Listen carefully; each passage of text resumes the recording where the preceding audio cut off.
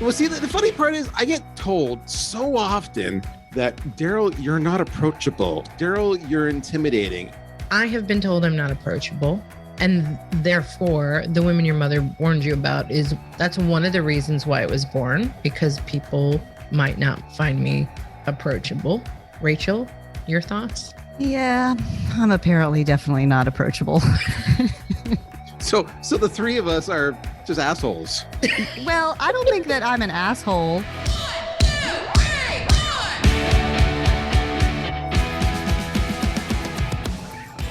Welcome to the women your mother warned you about, Darryl. Thank you, Gina. Yes. Buckle up. I hope you know what you're in for. I have no idea what I'm in for, but I'm looking forward to it. Okay. I'm looking forward to the version that I didn't see on stage. Ooh. Where there's colorful language and stuff. Well, it's funny you say that. I have to ask you if you have pants on and what kind are they? Oh. I do have pants on. They're black denim jeans. Ah. So I got the full ensemble here. I'm not wearing cargo shorts. Let's go with that. Okay? There we go. The reason I asked Darryl that is because at Outbound, he made a very good point about what we all have been wearing over the last, during the pandemic, during Zoom calls. There's no telling if one has pants on or not. Yes. I may have gone on stage not wearing pants. Let's go with that. We'll leave it right there. Not wearing pants, but looking very good from the waist up. You just look good, period, Darryl. Oh my goodness. This is why I sometimes like you, Gina. I was thinking about you recently, and I'm like, Darryl loves to pick on me, and that is a sign of love. My wife tells acquaintances, colleagues, even employees, she says, if Darryl doesn't pick on you, then you should be worried. That's the sign. So that's true. Sorry, Rachel. He don't like just you. So Rachel feels better. Rachel, you're stupid. There we go. Okay, how's that? So are you a bully then? You just like to pick on people? Well, see, the funny part is I get told so often that, Darryl, you're not approachable. Darryl, you're intimidating. Really? And I'm like, have you seen me? I'm 5'8" with a good set of shoes. I'm like got a Santa Claus beard and hair. Please, for the love of God, tell me what is not approachable about this. What is not approachable about you? I don't know, but I hear it a lot. You know what, Darryl? Here's the thing. Rachel and I have heard. Well, okay, I'm not talking for Rachel. Let's talk about me. I have been told I'm not approachable, and therefore, the women your mother warned you about that's one of the reasons why it was born, because people might not find me approachable. Rachel, your thoughts?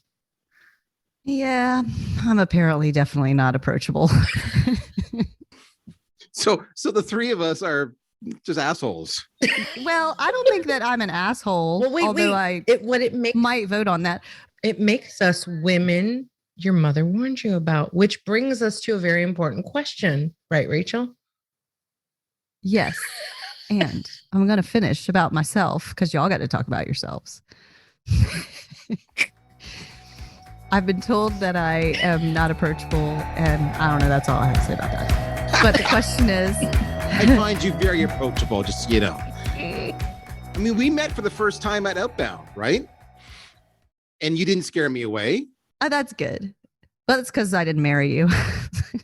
But you could have. Wait a second. I didn't marry you, and I'm afraid of you. Yeah, well. You also didn't hire me, so. Well, kind of, sort of. Not you, Darryl. We all know about you. Oh my God, there's a point to this show. I'm really fantastic. No, so Darryl, the question we're getting at is, okay, how would you describe a woman your mother warned you about? You see, my mom, God bless her, she passed just before I got married when I was 20, just turning 22. And she was from the wrong side of the track. She was 100 pounds, soaking wet, wearing a winter parka, and she was, maybe 5 foot. And so she was not an intimidating, imposing figure. Yet she would kick the living crap out of anybody who wronged her. She did not put up with anything. So I'm trying to think, is there a woman that my mom would say, beware of? And candidly, my mom was that woman. Yes. You know, she was a fighter. True story. I remember coming home. I was about 5 years old, and I'd had a disagreement, and I guess they had called the home, and my mom literally asked me, why didn't you slug him one? Why didn't you punch him? 5 years old. I'm like, well, Mom, I'm using my words. You know, I got words. I can use words. I'm 5 years old. That's my mom. So I think the only women my mom would ever warn me about is somebody who didn't respect me or didn't treat me the way she thought her boy should be treated. Other than that, I don't care what color, what nationality, how feisty, how poor, how rich you are. She would welcome you in with warm and big arms. Just treat her family with respect. I I love your mom. your I'm sorry she passed. That's okay. She's it is life. It is. None of us is getting out of here alive is one thing that I am reminded of pretty often. No. And the weirdest part, I honestly, and I don't want to go on a morbid sidetrack, but the weirdest part for me was when I woke up one day and I turned to my wife, and I was 40. She was 48 when she died. I turned to my wife. I was 48 and X number of days, the same number of days. I turned to her and I said, I died today if I'm my mom. That was a weird ass moment. So, and then I remember when I turned 50, next number of days, I turned to my wife and I said, you died today if you're my spouse. Those were some life-changing moments. That's it. I just want to share that with you. No point, no purpose. We're done. Let's move on. Fantastic. Let's move on and talk more about you. Come on, Tremarco. Let's go. I've got something that when I was spying on you. Were you stalking me again? Let's call it what it is. Stalking. All right. But this is a quote that was included in. No, it's a good one, Darryl. Okay. I don't know if you actually said it. I don't know if you said it, but it was included in your notes about Darryl.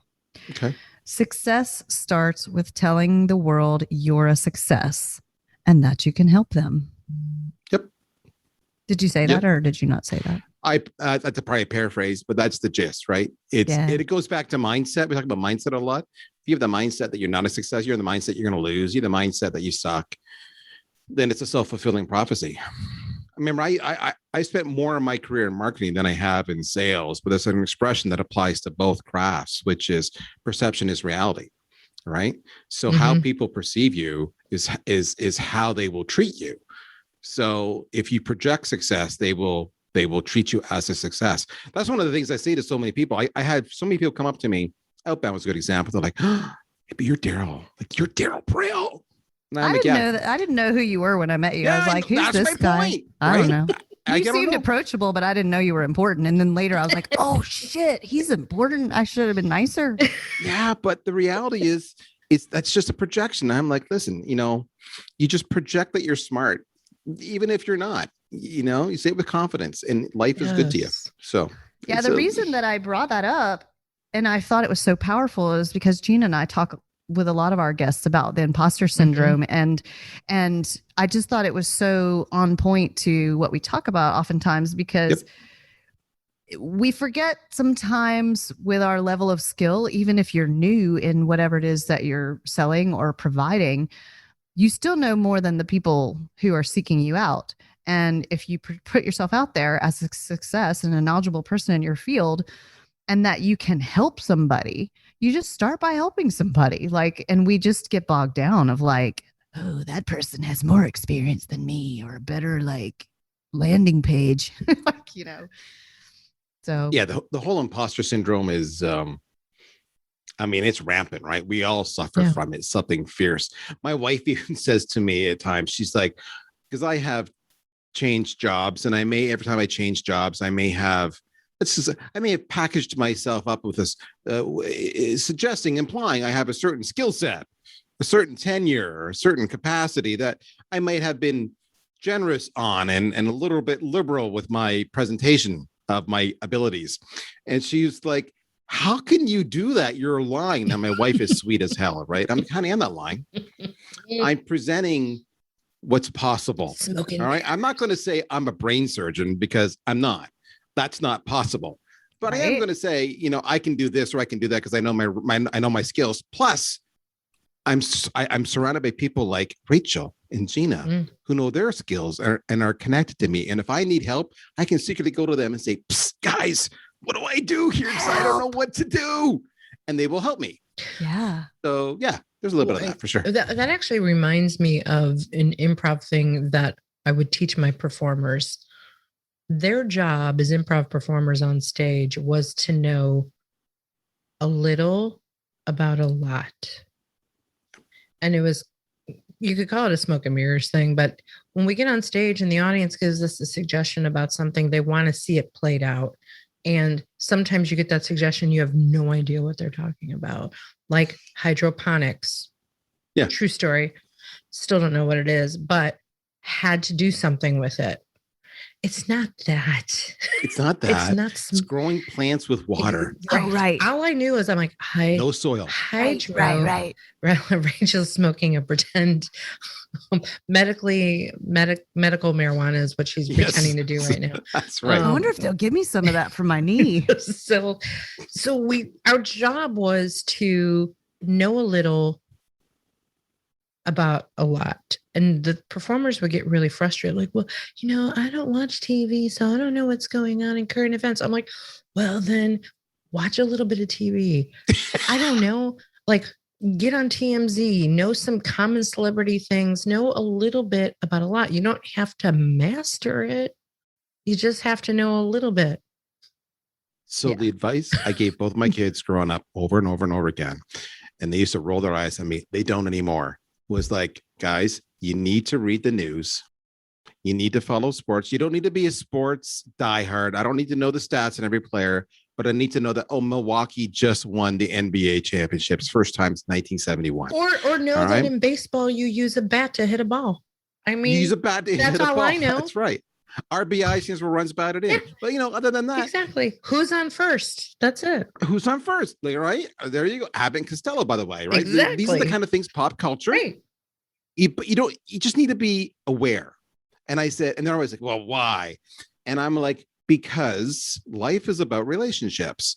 And what you're looking for in any new relationships is a method to connect.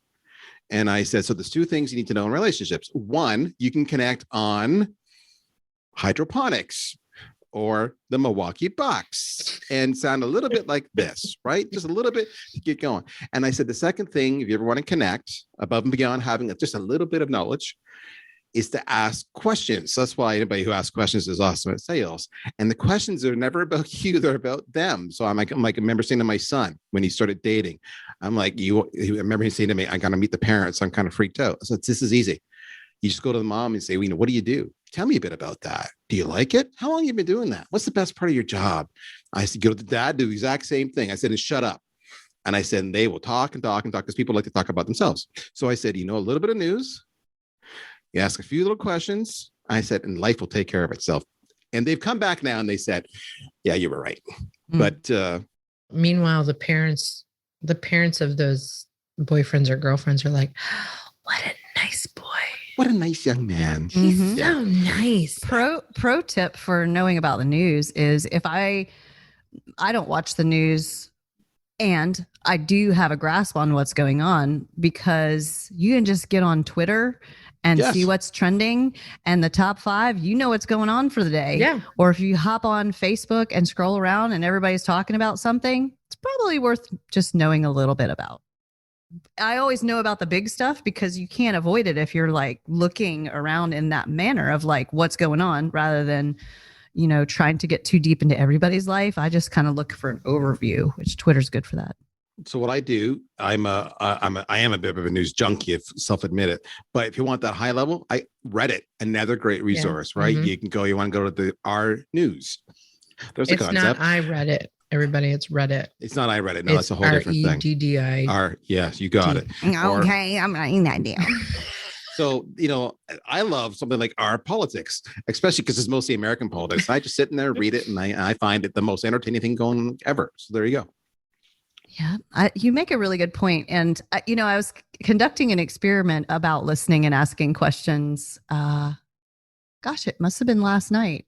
I was sitting at the front desk, manning the desk at the dance studio. And I was like, there's a bunch of girls around that are like alumna. And I just didn't say anything. I just listened, and then I'd ask a question and then listen. I had no input. I just listened and listen. Boy, they kept going forever and ever because they just, like you said, Darryl, people love to talk about themselves, and you get so far and they think you're the most amazing person if you don't talk about yourself at all and just ask questions. And here's some words from our sponsor, Jeb Blunt at Sales Gravy. Hi, this is Jeb Blunt. There's a reason why thousands of sales professionals and top companies across the globe honed their sales skills at Sales Gravy University. You see, Sales Gravy University is different than most learning platforms. First, we have live courses taught in a virtual classroom by our master trainers that start almost every single day. And our e-learning platform is populated with hundreds of hours of sales training content produced by some of the top sales trainers in the world, including Gina's spontaneous selling course, which is worth checking out. Now, I've got some good news. If you've never taken a course on Sales Gravy University, if you're a new user, you can take your very first course for free. That's any course on the platform, absolutely free. Just go to learn.salesgravy.com. That's learn.salesgravy.com, or click the e-learning tab in the top menu at salesgravy.com. Pick out your course, and when you check out, use coupon code FREECOURSE to get that course for free. That is free course to get your very first course for free. Now, I want to say something really complimentary towards Rachel. Do you know what Rachel just did, folks? She said alumna. She was talking about the girls, and she said alumna. Did you know that alumna is for women and alumni is for dudes? Yes, I looked it up the other day. Rachel is a rock star. Nice so there we job. go. Thank you. Thank you. There we Thank go. you. I'm not saying anything nice about Gina, but Rachel rocks. You never say anything nice about me, but No, I don't like you. I know. And people say I'm just a dumb blonde dancer. Here we are. I got alumna right. There you go. And some people say I'm a mean Italian, and they're right. Hey, by the way, congratulations. Your team won the World Cup, whatever the hell it was. They did. Yeah, they did. Yeah, they Italy. did. Woohoo. Woo! Viva Italia! Football. See, that's going back to more news. You see, I don't actually follow football or soccer, but I knew they won. And now Gina thinks I'm really into her. Wait. Here's the best part. I had no idea. And I just yes-anded you as positively as I could, that's great. That's great. As if I knew. See that? And you believed me. Our whole relationship is superficial. This is we great. have the title of this podcast. It's called How to Fake It. But if fake it till you make it. How That's to great. fake I love it. But it's true. I mean, That's a good who title else for of this you guys episode. have you ever walked into a room and someone comes up to you and they start talking to you? They're like, "Hey, Gina, oh my gosh, I saw on Facebook, no. And they start talking to you. They know all about you. Oh, Yeah. And you're like, who the F are who you? the fuck are you? I have no idea. Okay. Hey, it's so good to see you. Hearty handshake. Like, oh yeah. How is everybody? I do this all the time. The good news is that when I'm with, back pre-COVID times, and we actually had, networking function stuff. If my wife was ever with me, she knows me so well. When someone would be walking towards me, she would just lean into me and say, oh, that's Gina. And I'm like, thanks. Right. Because she's awesome that way. But my problem is now there's so many people who follow me online and they see my stuff. And it's like they connect with my content. So it's that classic, they identify with me. So it's like we're best buds. Darryl, how are you? And it's like they expect you to know who they are. Yes. And they don't talk. And then like 10 minutes later, like, oh, by the way, I'm Susie. Hi, Susie. Good. I'm not an idiot this time. Hey, it's the struggle is real. It is real. I was doing a training this morning with a private client, and there were like 60 of them, and I was giving someone a hard time because they forgot to mute themselves. Oh no. And she's like, oh, I got to sit here for 2 hours. Oh my God. And I'm like, that's right. You are going to sit here for 2 hours and she's like, oh my God, I'm so sorry. I'm so sorry. Like, I'm just kidding. I'm like, I don't care. You can, she's like, well, I love you. Like, you're my favorite. I mean, I love you, Gina. And I'm like, who are you? That's not what she just said. But she's like, but I love all the stuff you do. I'm like, how do you know? This is our first training session. Yeah. But I realized that she had seen me in some other training session with some other company, yada, yada. But the point is that people do know you and follow you. And oh, that poor woman. I've made her feel so bad. Whoops. That's good. I'm like, That's good. and then at the hour point, it was a 2-hour session. I'm like, all right, we're an hour in. Everybody stand up, especially for those of you who have a pain in your butt. And they kind of laughed at me. Anyway, You know what my other favorite is digress. that people do when they walk up to you? Sometimes they'll find out like, oh, Darryl, you're from Ottawa. Do you know John Henry that I've got a cousin, John Henry, that lives in Ottawa. Do you know? Do you know? And remarkably, 1 in 3 times I actually do, which is really serious. But yeah, no, I get that across Canada. Oh, you're from Canada. Do you know Sally from Calgary? No, I don't know Sally from Calgary, but I'm sure she's a wonderful person. Don't you Canadians all know each other? I mean, there's That's not right. a lot of that's you. what I hear about Chicago. Oh, you're from Chicago. Yeah. Oh, my cousin's sister's friend lives somewhere over there. Do you know? Do you know her? I'm like, where do they live? Yeah. I don't Weird. know. It's People- Should I know her? No. somewhere in I'm just Chicago. Like, I'm pretty sure I've never done that to someone. So if I have, I apologize for being dumb. That's okay. They mean well. It's They do. sweet. They do. It's connection. the Exactly. fact that I went to Second City, people were like, do you know anybody from Saturday Night Live? Oh, no. It's a factory. A lot of people take classes there. Nope. Although I do, true story, I do know some of the people, but I don't know like all the people. So anyway, we digress. Let's get back on track here because we want our listeners to know more about my good friend. I mean, Rachel's good friend, Darryl. Rachel rocks. She can speak Rach- French. We Do you guys want to have a little conversation in French? I can wait. No, my French sucks, but I can understand it much better than I can speak it. So she was speaking to me. Oh, And yeah? Ça, c'est okay. parce que Okay. yeah, Canadien. it's a classic Quebec thing, right? Especially because I actually live in Ontario. All right. So, and the offices are, I say Ottawa. Technically, our offices, and Rachel, you know this, are in Gatineau or Hull. So there's a river that divides us, but like one big metropolitan area. Part of it's half French, half Gatineau? English. Gatineau, Gatineau? you got it. So whenever I'm in Gatineau at the office, I'll go, to the local, lunch sandwich shop, and I'll order something, and it doesn't matter who it is. They'll speak to you in French. You speak to them in English, and everybody's all cool. That's just how it works nonstop. It's crazy. Yeah, it's interesting. All right. Anyway, Well, Gina, get to know me. okay. I'm feeling so like you're not focused here. I am. If you guys, would I feel like stop- Rachel's if you carrying guys the would show. Stop talking French. Okay. So for our audience who doesn't know you, which is very few, That's okay. not that our audience is very few. I'm saying that within our audience, it's very few that don't know you. So for Yes. those who don't know Darryl Praill, he's Chief Revenue Officer of VanillaSoft, the industry's most established sales engagement platform, and is an accomplished award-winning marketer, a Sales World Top 50 Keynote Speakers, a 2020 Top SaaS Branding Expert. Were you actually out in 2020? Okay, we'll talk about that later. A top 19 B2B Marketer to watch in 2019, a social media influencer, a category-leading podcaster. Oh, we're in the same little category. Kin.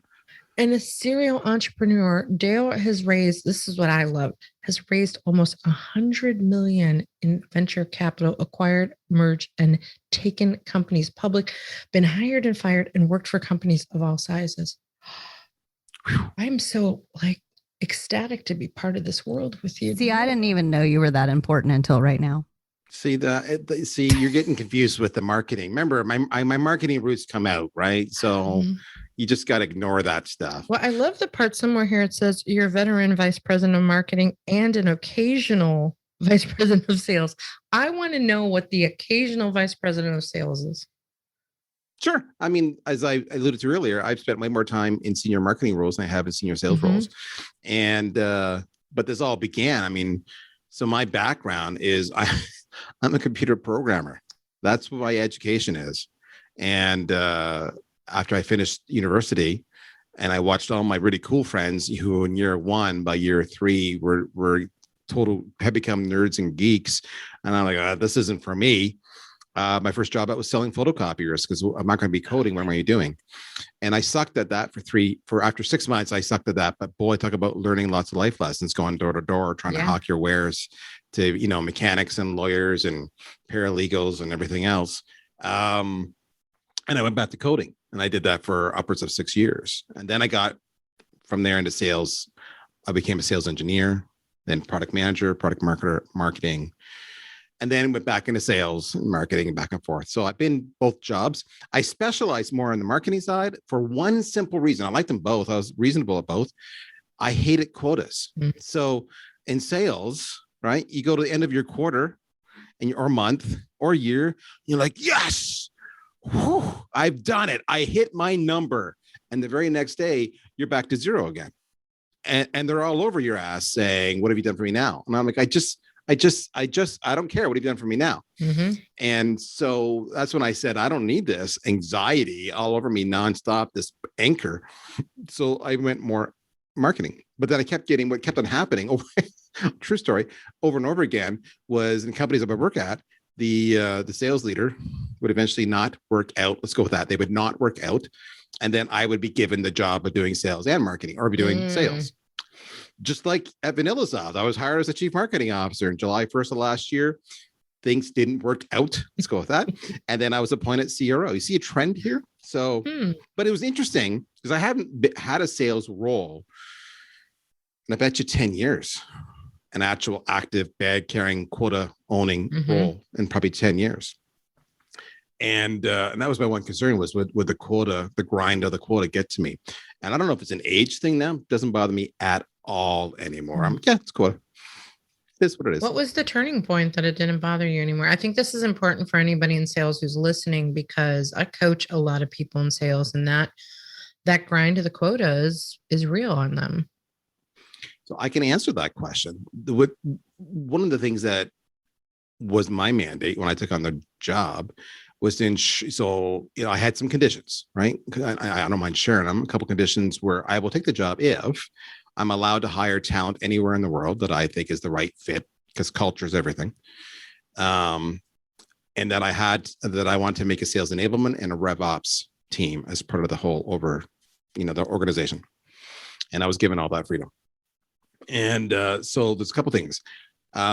With revenue ops. So, those people look at all your workflows, your operations, your tech stack, all that kind of stuff, right? Both sales and marketing.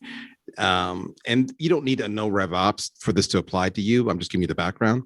I can go to tools like salesforce.com now, and I know that we've got a proven sales methodology. So I know all the checks and balances and gates at each step of the way.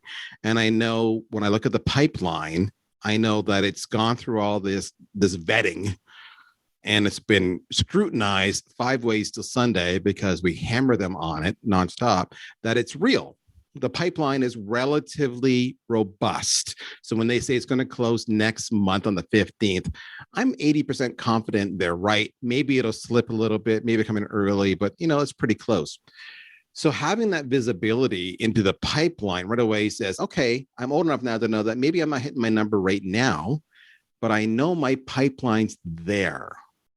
And I know I'm going to get it. Or I know my pipeline's not there, but I know how to fix that. That's simply an activity thing. So I can control all this. So whether I'm an individual contributor or I'm a CRO or a VP of sales, all of these things I have the exact same visibility into. So now this is all within my control. So the pipeline doesn't bother me anymore. Quota doesn't bother me anymore, because I know it's right there. And the best part is, if I see big red flags, I can go back to the leadership team, but I can say, there's big red flags. And, here's all the numbers. So it's not me making it up. I'm not crying wolf. What do you want to do? Were our numbers wrong? Do we have the wrong mixes? Figure it out. And I get that far in advance. So it's not like I'm on the last day of the month saying we're missing our numbers. So I can manage the message. So for those very reasons, I have the tools, I have the visibility, I have the insights, and I have the ability to engage the rest of the team. So they're part of the process.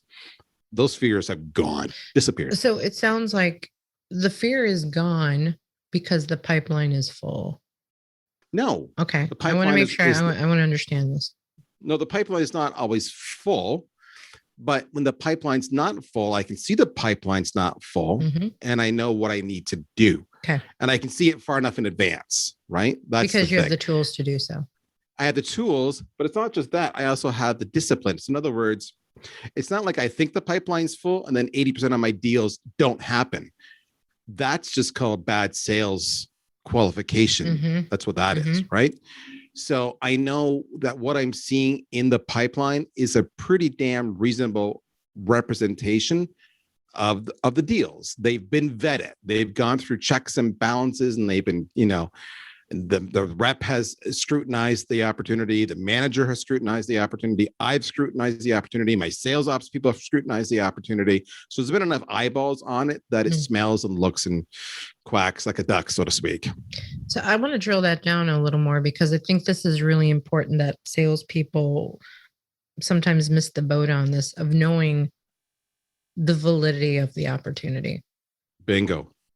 And really calculating win probability and looking at that, so that they're putting that in the CRM, and they're really looking at that, or are they just winging it and making up a number and throwing it in there, which then really screws up your pipeline.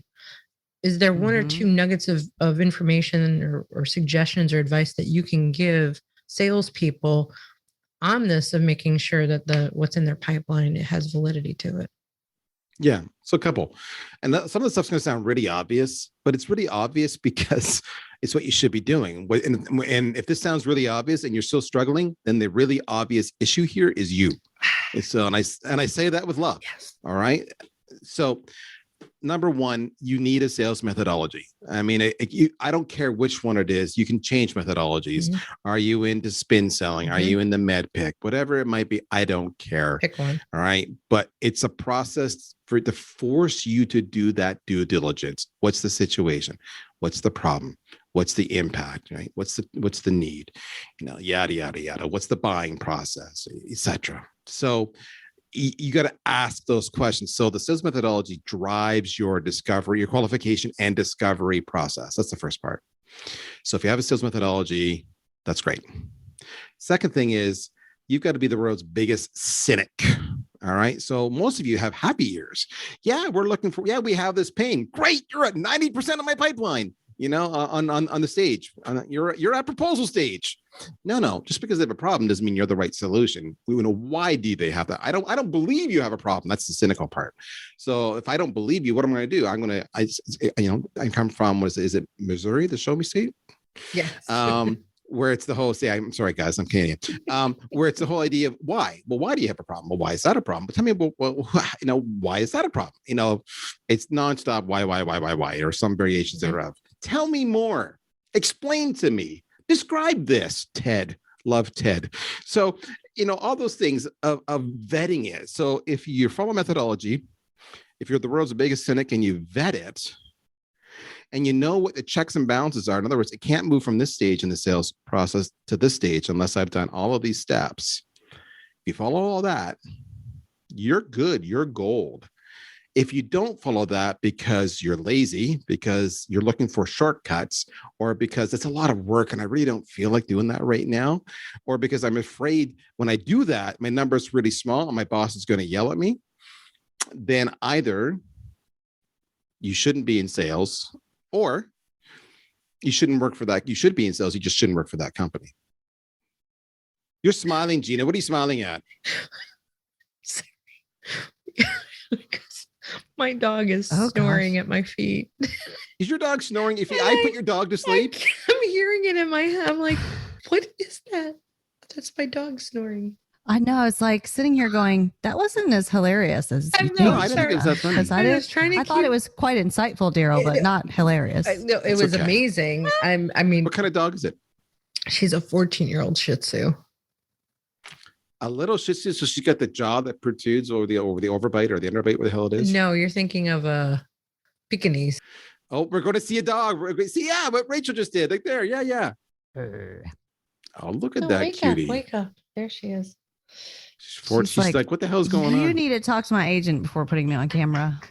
Okay. Anyway, that was really insightful. Thank you. I think no problem. some good stuff. Hey, you never know what's going to happen on this show. I want to make sure True that we get to talk about VanillaSoft, what VanillaSoft is, what it does, so that our listeners who may have never heard of VanillaSoft can know more. Can know a little more now than they knew before. Exactly. All right. Can I, instead of talking about VanillaSoft, can I talk about some common problems and bad habits that reps do? And then I'll tie it back to VanillaSoft. That's even better. Talk like about the problem. Let's talk about the problems. All right. So let me ask you this, guys. Gina, Rachel, you're going to be, you have to be honest. I want to ask you hard questions. Okay. I got to be careful. My boss listens to this podcast. No problem. I know him personally. I can cover for you if there's a problem. All right. I got your back. Have you ever in your life, when you're perhaps in your CRM or your spreadsheet or what have you have your list of your leads you have to follow up on, have you ever cherry picked? In other words, you didn't follow everybody in the list because you saw halfway down the list was this really big, fat, juicy name like IBM or Microsoft or Apple. Rachel's smiling. Have you guys ever cherry picked? Ever? Yes. Yes. Yes. Okay. Thank you. It is my pet peeve, though, with other people that I have known, that I'm like, every lead is a lead. Every lead's a lead. And you know what? So sidebar, what happens when you cherry pick? Because it's, hey, it's like, there's that beautiful chocolate bar, that pastry there, and I want to bite it now. All right. But it's like dessert. My wife, when I met her whole dinner order when we would go out was driven by what was on the dessert menu first. All right. And she had her way. She would start with dessert, but I know you got to eat the meal. So she would rush the meal to get to the dessert. So, but if she had her way, she would cherry pick the meal and go over to dessert. So I get it. Now, what happens when you cherry pick, just so you guys understand the consequences of your decisions, is that often you'll never go back to those leads that you jumped over in the list. Right. You just never go back to them. Right. And in fact, 48% of leads that come in, whether you found them or marketing gave them to you, never get contacted. So almost 1 in 2 never get contacted. All right, that's the first problem. Next problem. I have anxiety. I know you're feeling it, right? When you make a call or send an email or whatever, and you're in your CRM, and it's up to you to make the follow-up task. Have you ever not made a follow-up task? Many times I have many times. Okay. Or let's say you did. You made the follow-up task. You were a kick-ass sales rep. And then, a week goes by and boom, it's on your list. And you see it come up on your list. And you've called this dude 3 times before and they never answered you. Have you ever skipped that and said, screw it? I know they're not going to be there, so I'm not going to bother. Maybe. Yeah. Rachel? I have definitely done. I've done all these things. I'm not even afraid of consequences of being honest about it. Gina's talking very softly, but I think that everyone probably does it to some measure. So keep going. What else have we done wrong? Good. Wait, can I throw a third one? Yeah, go ahead. Have you not set a task for follow-up because you're not going to do it? So why set the task and have it pop up in your email and disturb you with more emails? So don't even set the task. How about that? Exactly. Ooh. I get it, because it's just the way it is. We're humans, right? We have feelings and emotions and we get angry and frustrated. And that's why, that way we just described there is why the average person, average rep, when you do reach out, reaches out 2 to 3 times on average to a rep before they give up on them. All right, next question. Has marketing ever brought you a bunch of leads, or somebody's brought you a list, and you'll get to that list shortly? Like you're on it. And that list might have sat there for a week or 2 before you finally did it. And usually because somebody said, so what's going on with that list? And you go, I'm working it. Yeah. Yeah. Guilty. I had a meeting with somebody who gave me a list and I'm not sure where the list went. There you go. So I get it. We've all done it. Who's that? Here's who what was we that know. Meeting with that gave you a list? Yeah. Was it with Jeb Blunt? That's what I want to know. It wasn't with Jeb. There we go. Good call. I'm going to just sidestep that. Is statistically, if you wait more than a day, forget it. They've lost interest in you. And typically, if you wait more than an hour, your chances drop like a rock. Oh, this has been a hot topic lately. I'll just say that. Okay, so there you go. All right, so these are all the bad habits. I could go on. What I can tell you is that even though we only make 2 to 3 attempts, it's like branding. You know that billboard you see down the street and you drive by it every single day. You never really see it. And finally, a month later, you're like, oh, where'd that billboard come from? It's like you finally saw it. Yeah. Right. So we as humans need to see something. Actually, we need to reach out on average 9 to 12 times to a prospect before they finally go, oh, look, this Rachel's been trying. I wonder who this Rachel person is. I think she keeps on trying to get a hold of me. Maybe I'll answer 9 to 12 times, not 2 to 3. So there we go. That's the stage. Those are the sins that we're all guilty of. That sets the stage for what VanillaSoft is. And I want to, give kudos to my peers in the industry. We're not the only sales engagement vendor. You said we're the most established. That just means we're the oldest. We were around since 2004, 2005. But there's other vendors like SalesLoft or Outreach, and others. You get fine with time like wine. Yes, exactly. Well, you if you survive that long, that means you're doing something right. And that's usually the way it goes. So sales engagement is just really about helping the reps reach out to every single lead. Gina, you said it. A lead is a lead is a lead. Damn it, you better follow up on it. So you're going to follow up every single rep. You're going to follow up as many times as required, 7, 12, 18, 31, whatever it is. And you're going to do it across multiple channels, phone, social, email, SMS, direct mail, whatever, video, whatever works, because you don't know. Like, Gina, let me ask you, if I was trying to get your attention, to get you to go on a date with me, would I be better off to call you, email you, SMS you, ping you on social media? What's the best way to get your digits? It would be best to have your wife call me first to ask if it's okay. If I have her permission, what's the best way to do it? Or do you just want my wife instead? Because we're clear on this. Like I tell all my clients, the best way to get me quickly is text. Text. There you go. Yeah. I would have thought social. Rachel, what's the best way to get a hold of you? Text, 100%. Text. Okay, so there you go. So everybody's hiding behind email. How many people are using text? It should be. So multi-channel says, I'm going to try text and some email and some social and some phone and some direct mail and some video. And damn it, one of those methods is going to resonate with that individual recipient. That's what sales engagement is. So if you hear the term a sequence or a cadence or a playbook, that just means you're going to do like 7 touches in 7 days using, 2 or 3 or 4 different types of channels. And you're going to call every freaking person. And every time someone new comes to you, you're going to call them within an hour or within 5 minutes. That's called speed to lead. That's what sales engagement does. So it can either eliminate CRM. The sales rep doesn't live in Salesforce. They live in VanillaSoft. Or it can complement CRM. So you can use both. And it just makes sure you're doing all the touches. So basically, it's like this. The marketers live in marketing automation. They do all the nurturing and they finally say, okay, this is marketing qualified. And then they give it to the SDRs or the BDRs. They would live in sales engagement typically. They do all the outreach and qualifications until they finally get it. And then once it's qualified, they would typically hand it off to the account executive who would live in CRM, like Salesforce, where an opportunity is made and then the chase begins. That's a typical sales stack. That's what we do.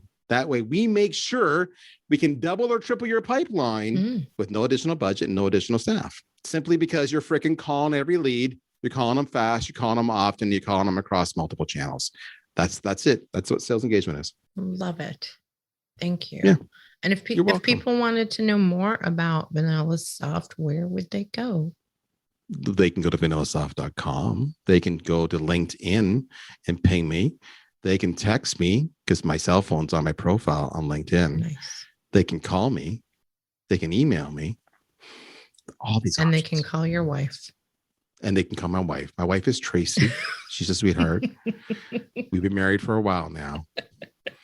She's used to getting strange calls. And with that being said, because it's time for us to start wrapping up, it's sad but true, because we have more leads to chase in a few minutes. Rachel has a couple other questions for you before we let you go.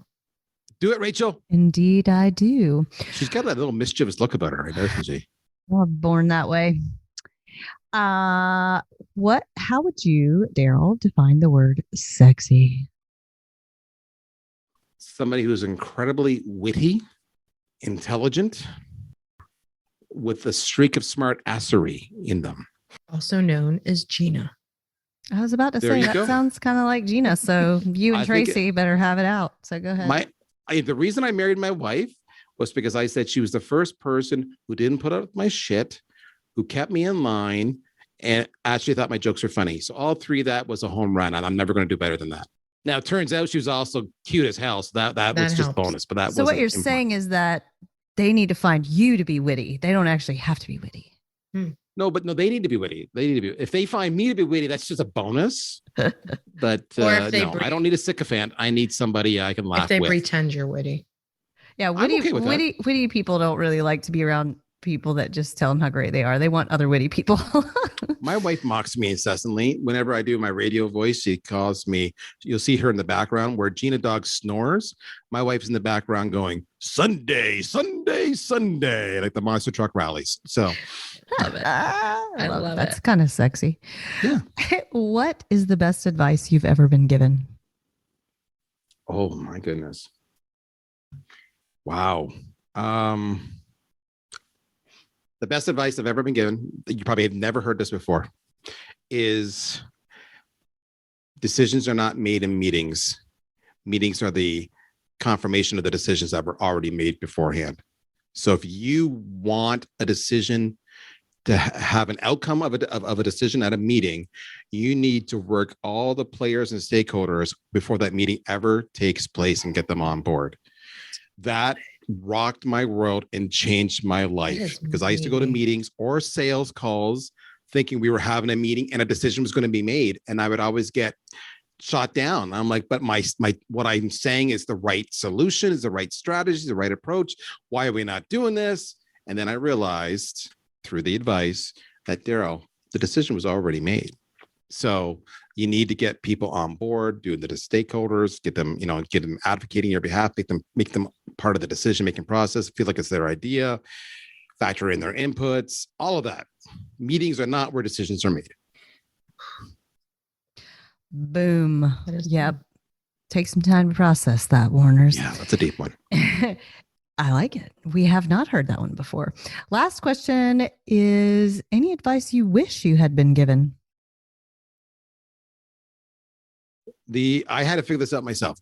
You think when you're going for a job interview that you're praying and hoping they hire you because you have bills to pay and you want to have a career. That's not the way this works. I mean, yes, it's the way it works, but it's not really the way it works. The way it really works is you're interviewing them as much as they're interviewing you. So if there's any must-haves, whether it's your work environment or your social beliefs or whatever it might be, you ask those questions during the interview. And if you don't like the answer, if your little butterflies are going off in your tummy, despite how attractive this job looks, how desperately you need this money, you don't walk, you run away from that opportunity. That is not the right job for you. And your life will be miserable while you're there if you take the job. And you will be already looking for your next job 3 months in, but it'll take you 2 years before it happens.